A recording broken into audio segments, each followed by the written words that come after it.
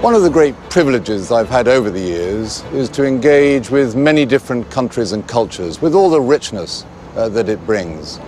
And one of the questions that I'm often asked is how and why does the United Kingdom Parliament operate in the way that it does? How do we conduct our parliamentary affairs in the business of lawmaking? The United Kingdom Parliament is often referred to as the mother of parliaments. But how do we seek to make our government more accountable for its policies and actions? In a world where the role of parliaments will increase, I believe that we have an interesting story to tell. There are variations of this theme, but ultimately it is about a process of transparency and accountability to the people, built on the ideas and endeavours of individual parliamentarians. It is these individuals acting as representatives of the people that drive Parliament on and help it to retain relevance. Those with decision-making responsibilities and parliamentarians from wherever they may be around the world, civil society, tomorrow's leaders, and the young of today may find aspects of this production of interest. The United Kingdom Parliament is made up of three main parts. The House of Commons, which is the primary chamber composed of elected representatives, the House of Lords, the appointed chamber charged with amending and revising legislation, and the monarch, who is the head of state.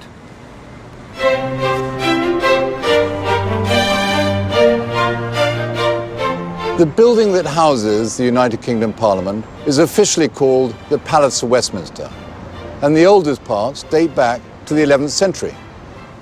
It is from these origins, when the building symbolised the divine right of the monarch to reign, that Parliament has evolved over many hundreds of years into the institution it is today.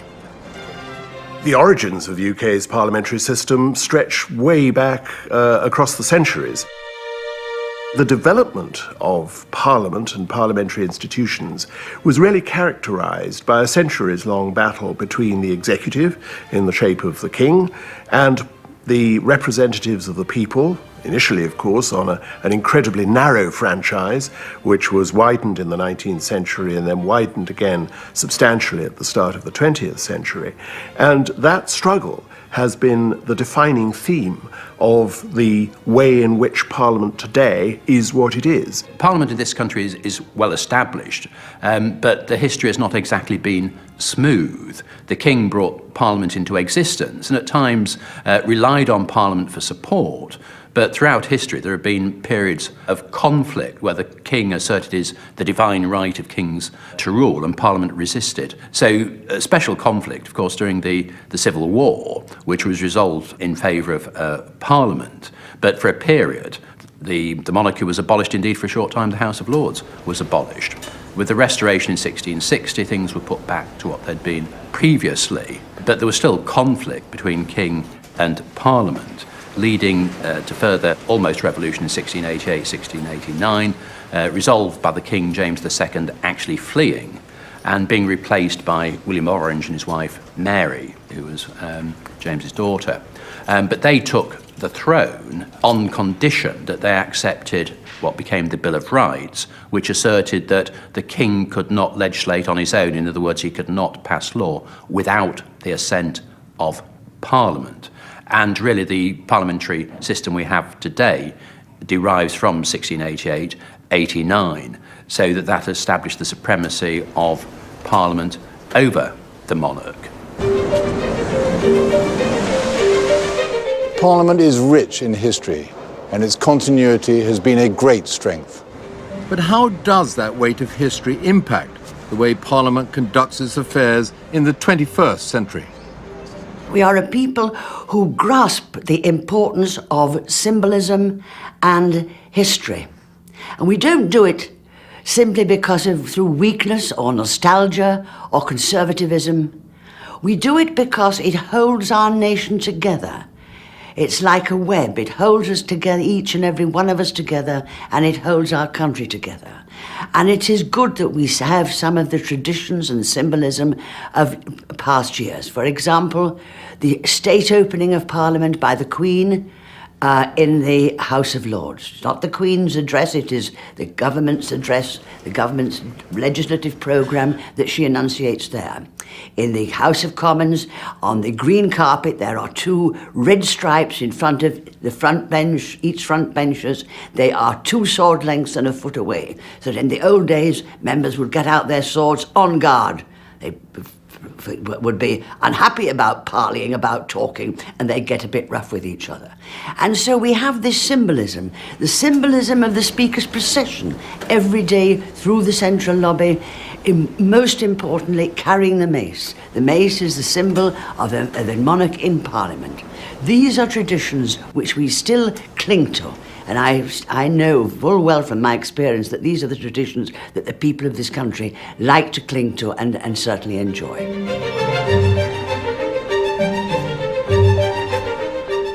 The question is as on the order paper. As many as are of that opinion say aye. Aye. Of the contrary, no. So how does Parliament go about its work, be it reform or proposing and passing new legislation? The government of the day, drawn from the political party with the majority of MPs after an election, or a coalition of parties, seeks to drive the country forward using its own legislative agenda. The government runs the country.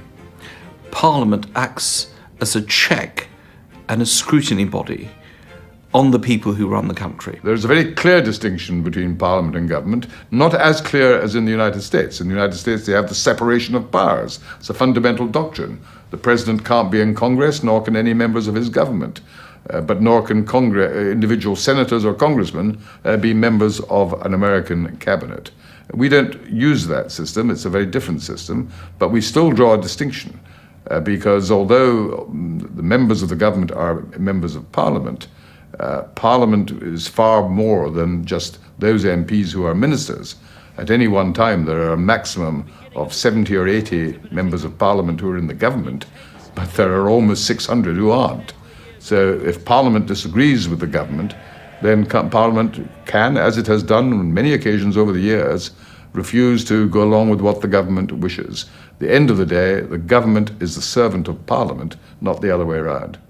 Parliamentarians, with their areas of expertise and interest, are the crucial actors in this process, as they scrutinise the work of the government, representing their party and constituents.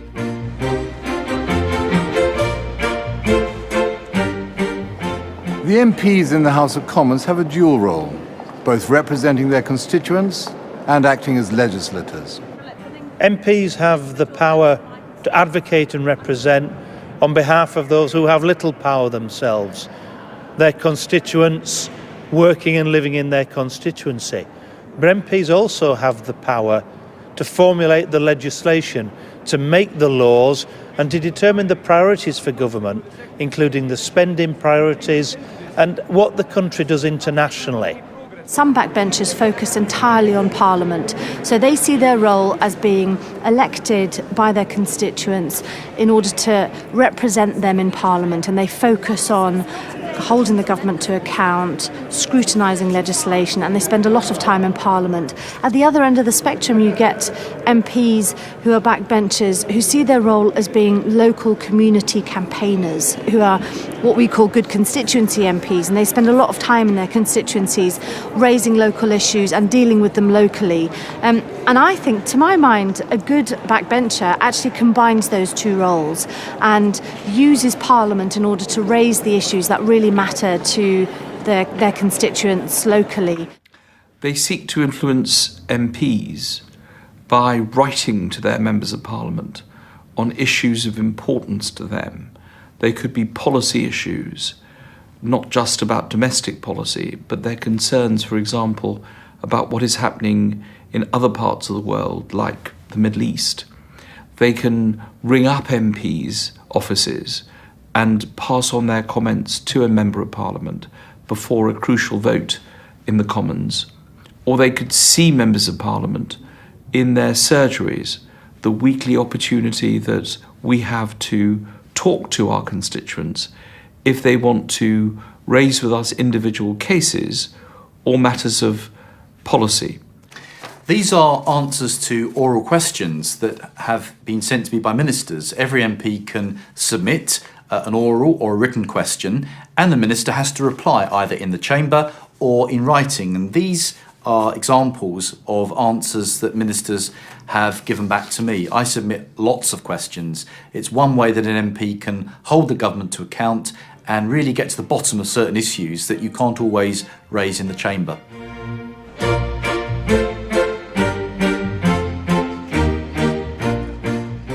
Arrangements for the House of Lords are very different, as the House of Lords is the unelected revising chamber. The question is that this bill do now pass. As many as are of that opinion will say content. While a small number are made up of hereditary or religious representatives, the majority of peers are appointed to the House of Lords for their expertise in one or more areas. The usual role of a second chamber is to revise laws and to scrutinise them in some detail, and also to some extent to hold the government to account. And the House of Lords in the UK is a chamber which does precisely that. It does it through various means. It asks questions of the government on a daily basis, and something like, in the past year for which we have figures, something like 7,500 questions were asked of ministers in the government. We have debates in the House of Lords which are on topics of general interest.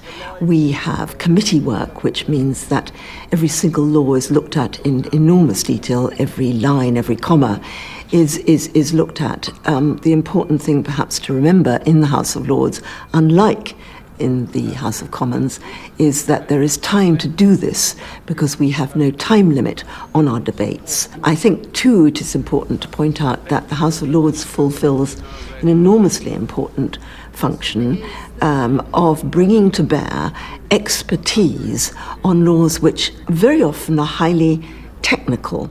Any member of our House can bring forward an issue that they wish to have discussed or debated. They can ask a question, they can put that question either in written form, in which case the government has to answer it, or they can put it in oral form, in which case it can be debated.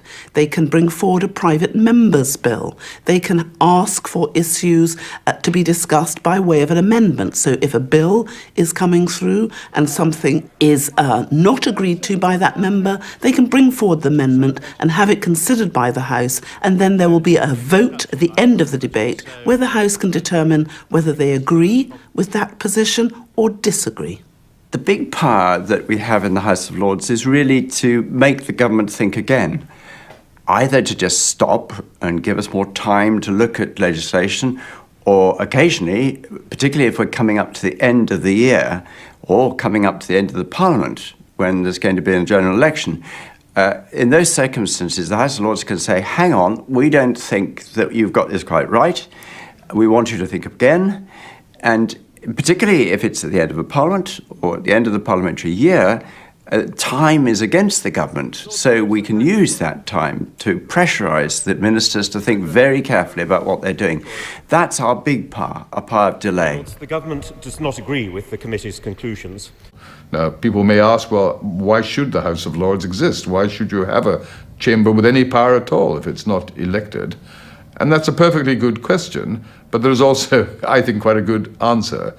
That you need, in any parliament, to get the best results for the country as a whole, the proper balance between democratic accountability, but also a large number of parliamentarians who are not primarily constrained by the political party they belong to, but are able, because of their background, having been successful in business, in industry, in the arts, in law, or politics, or whatever, are able to make a personal contribution. And as long as the elected chamber has the last word, even if it's only after a year or so, then we feel that that balance is being properly maintained.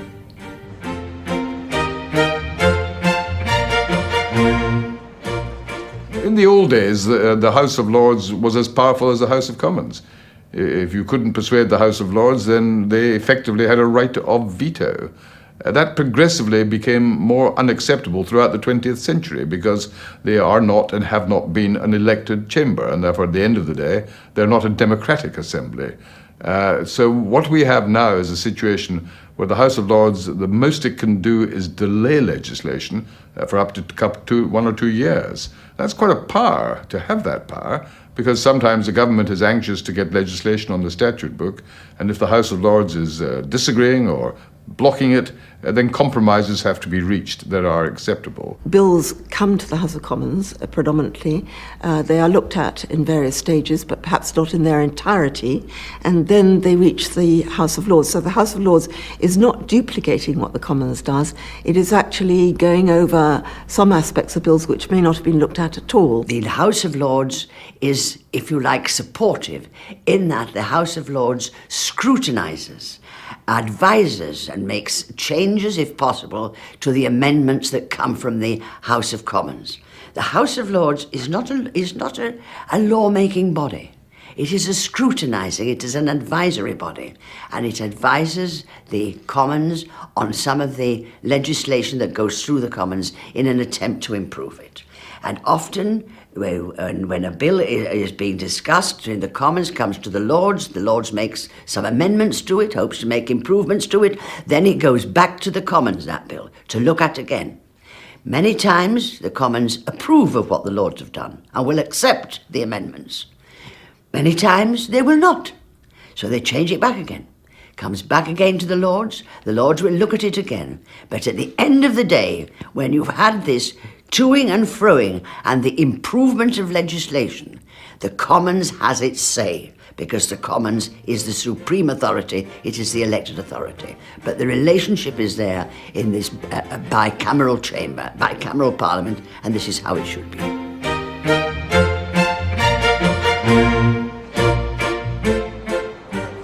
Parliamentarians are the agents of scrutiny within the United Kingdom's parliamentary system.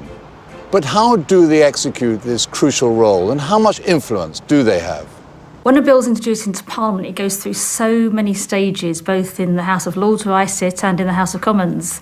And in the House of Commons, a small committee will look at the detail line by line. And in the House of Lords, any single member of the House of Lords can propose an amendment to a bill, and it has to be debated and looked at. So there are lots of opportunities to change the bill. Perhaps where that falls down is in most cases, the government whips won't want to see too many changes to their bills.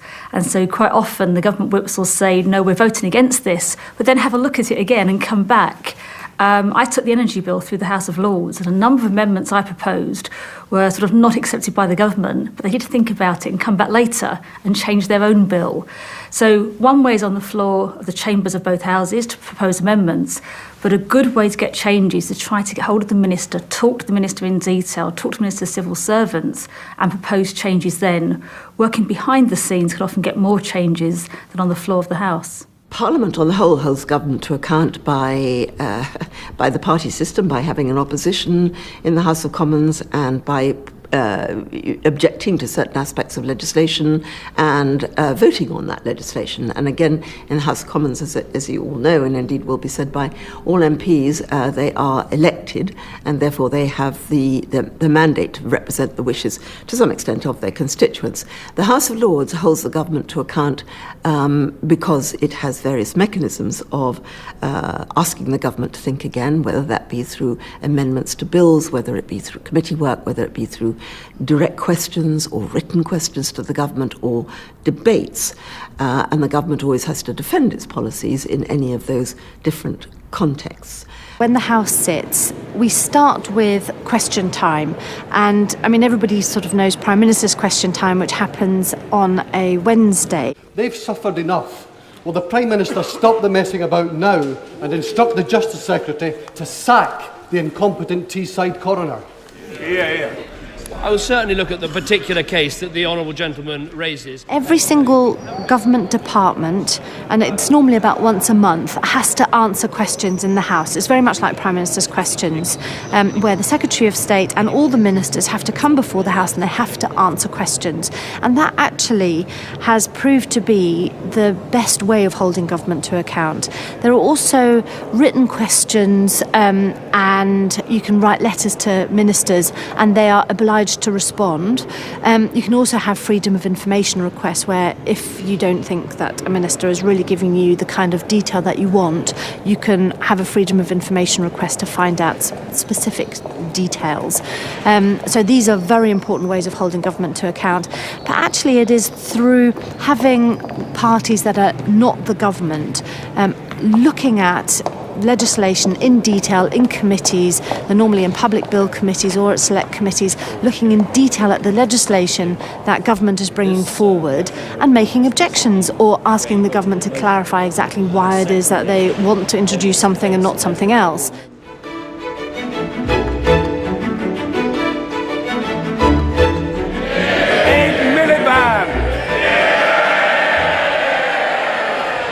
What is the job of the opposition? It is to constructively to oppose. The opposition, after all, has lost the election. The government has been elected, and its manifesto has therefore been preferred to that of the other party. And there is an unwritten rule in Parliament that a government is entitled to get its business, but that doesn't mean that opposition should not do everything they can to point out the flaws and the fallacies contained within the legislation placed before Parliament, the mistakes made by government in its conduct of foreign policy, because not all business is legislative, and other such things. The role of the opposition, of course, is not always to oppose. It would be foolish to think that the opposition were there simply to oppose what the government wanted to do. The opposition is there to look carefully at what the government does want to do, and if it finds it's reasonable and they can support it, and it fits in with their policies and their philosophy, at least to give it that support. And if not, of course to oppose it, to speak out and to say that it can't go along with it, but to do it, of course, in a democratic manner. Always remember the phrase, opposition must have its say, but government must have its way.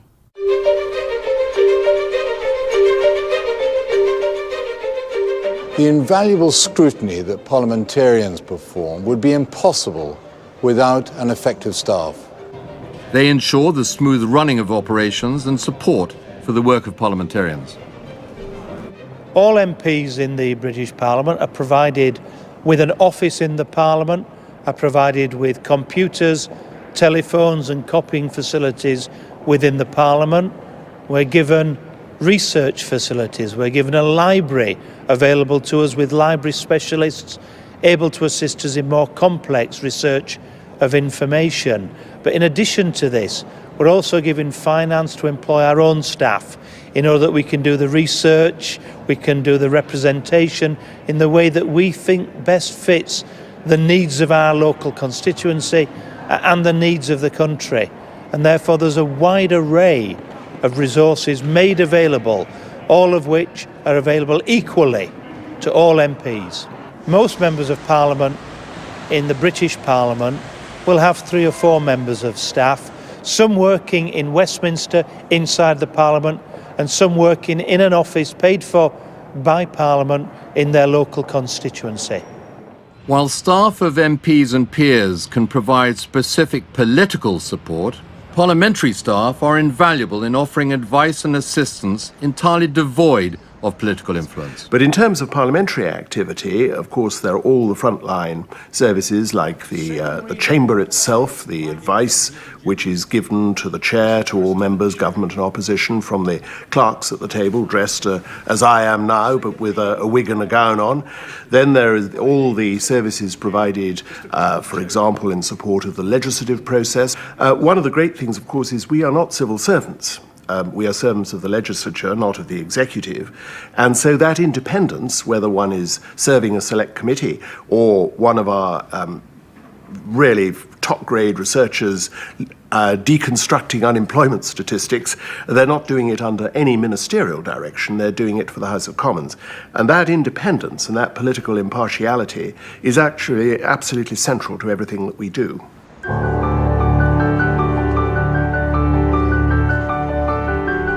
While MPs and peers are scrutinising the activities of government, who is scrutinising the work of MPs and peers? A transparent and accountable system is imperative in ensuring that light is shone on all the activities of Parliament in order to retain the confidence of the citizens of the United Kingdom. All parliamentary committees and Parliament itself is fully televised, allowing the general public live and recorded access to all the goings-on, all the debates, all the decisions in Parliament. But additionally, newspapers, radio, television and new media have access to Parliament in order to be able to talk with MPs, interview MPs, give MPs a platform for their views, and also to hold MPs accountable for the things that they've done and for the votes they've participated in. Parliament ensures its work is transparent by recording every single thing that a Member of Parliament or a Minister says. It's through a document called Hansard, which is a verbatim account of every single deliberation in the House of Commons and the House of Lords. It also covers the work of our committees, including select committees. So in this way, people are very clear exactly what Members of Parliament are saying. MPs are held accountable by a parliamentary scrutiny committee, but also by an independent regulator of MPs' behaviour and actions. And that, combined with the freedom of information legislation, which gives access to the correspondence of MPs in their parliamentary duties and MPs' finances with regard to their parliamentary duties, gives individuals in their constituencies, gives pressure groups, gives the media the opportunity to ask questions in order to hold MPs accountable for their actions. The Parliamentary Commissioner for Standards is an entirely independent official. I can't direct him. He makes up his own mind and reaches his own judgments on any complaints about the conduct of a member that may be made to him. And then he reports to the Committee on Standards and Privileges, which considers his report, and if some sort of penalty is thought by them to be appropriate, they will report as in those terms to the House, and it'll then be for the House to decide whether to impose that penalty or not. Journalists are free, as indeed anybody is, to contact a member of the House of Lords and ask them about what is happening in the chamber, seek their views and request interviews. I was always very much in favour of the broadcasting of Parliament. A number of members were not. I think there's a transparency there, and I bless the parliamentary channel. I think it's a wonderful way that people in this country getting to know what goes on in both houses. But there's also transparency in that, of course, Parliament itself is open to the public. We have public galleries, they must be allowed in there. At all our committees, whether it is legislative committees, committees that are dealing with legislation as it goes through the House, they are open to the public. The select committees, they are also open to the public. When select committees are examining very important people on a particular issue, it is open for the public to see. It is as transparent as we could possibly make it. There may be other methods that we can use as time goes by, but we are constantly wanting to make certain that the people of this country and internationally know precisely what we are doing, and that our door is wide open to allow them to do so.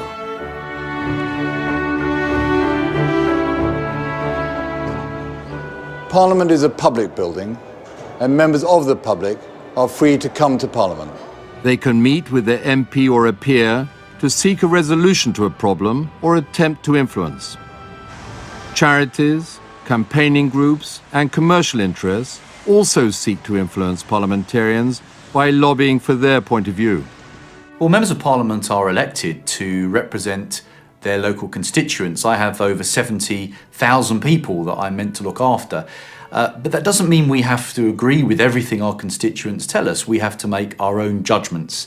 But of course, at the end of the day, a politician is elected to serve their local constituency, so of course they have to represent the views of the people that elected them, otherwise they probably won't get re-elected. Sometimes constituents, they hold very different points of view. I mean, I'm a Labour MP. There are lots of voters who are Conservative in the constituency. I don't necessarily agree with them, but to me it's very important that they understand that even though I may not share their viewpoint, I still represent them, and so it's very important to me that I also go and see them and make the case for why it is that I'm not going to vote a certain way that they want me to vote. Lobbying is something that's going on all the time. Depends how you define lobbying. When I first entered Parliament in 1970, I won't say lobbying was in its infancy, because lobbying goes back to the 19th century and before, but there was less organised lobbying. People would come to the central lobby of Parliament to lobby their members of Parliament on individual issues or on matters of social concern or on general issues of taxation or whatever. But it was to say there was no orchestrated lobbying at that stage would be to tell a downright lie. Of course there was, but it was much less sophisticated and much less organised than it is now. There are now dozens of companies that depend upon lobbying for their very existence. There are all sorts of pressure groups and interest groups that employ professional lobbyists to work on their behalf and to seek to capture the attention first and the support second of members of Parliament and members of the House of Lords. There is lobbying going on all the time on almost every subject. Now, this is fine up to a point. We do have very strict rules, of course, about not being involved with any group where we are getting paid or where we are getting some privileges, and then trying to push that cause in Parliament. Because obviously I think that would be seen to be corrupt and quite wrong. We have a book called the Register of Members' Interests, where every member of Parliament must put down the people who either support them financially, or if they've got another job, to put down very clearly what that job is and how many hours they spend on that job and how much money they're paid.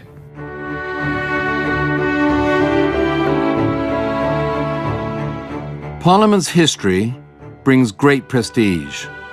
But there is constant pressure, both internal and external, to adapt and to develop to changing circumstances. This can be to consider both major and minor changes, such as extending voting rights or an amendment to parliamentary procedure. While this pressure does not lead to a constant state of flux, the way Parliament is composed and functions is a continual work in progress. Reform can be a slow but crucial aspect of the work of Parliament. Pressures for reform come from all sorts of directions, and it's constant. Why shouldn't it be? Because as this country is changing over the years, so too what people expect from their Parliament is changing. We had a massive controversy 100 years ago about whether women should have the right to vote and whether they should be in Parliament. Of course, in recent years, we had a woman Prime Minister in Margaret Thatcher, so that is a dramatic change, as have been the number of women members of Parliament in the House of Commons.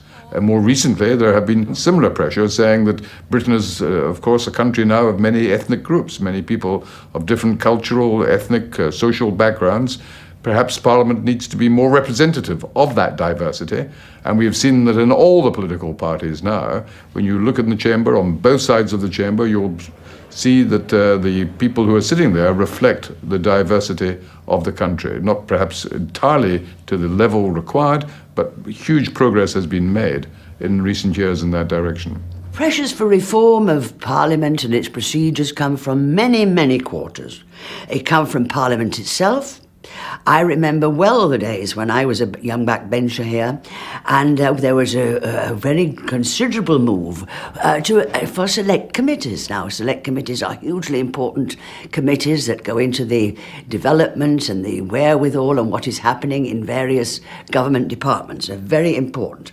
And there was a great deal of contention. There was groups that didn't want to go that far, but we won through, and we have now the select committees. So there is change that is made there, and that comes from Parliament itself. It comes from Parliament itself too, when we want to restrict the number of constituencies there are, therefore restricting the number of members of Parliament. And it comes also from outside bodies, non-governmental organisations, from business and from industry.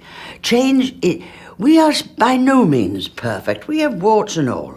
But change is constant. It is constantly there, and we examine it whatever quarter it comes from.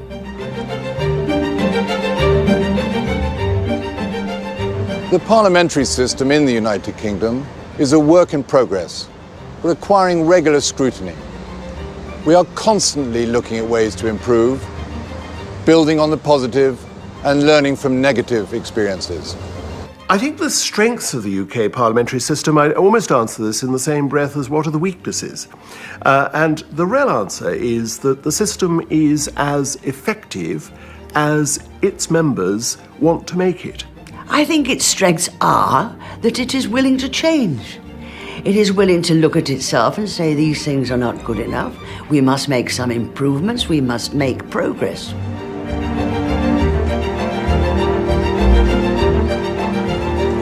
I hope you have enjoyed this production and that it has offered an insight into the way in which the United Kingdom Parliament operates. We all look forward to working together with you in the future as friends and colleagues.